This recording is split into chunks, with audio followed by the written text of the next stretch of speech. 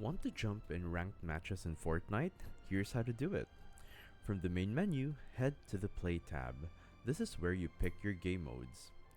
Click the arrow button next to the category by Epic to bring up all the available official game modes. You'll have a number of ranked modes to choose from. Look for Ranked Battle Royale or Ranked Zero build, depending on how you play. You'll see a little ranked badge next to it, or just the word ranked.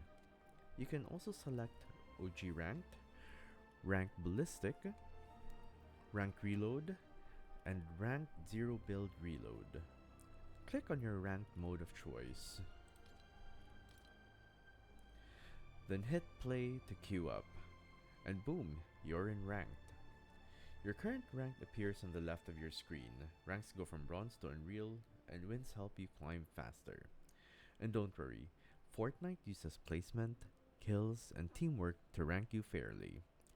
Now drop in, play smart, and start climbing the ladder. Good luck!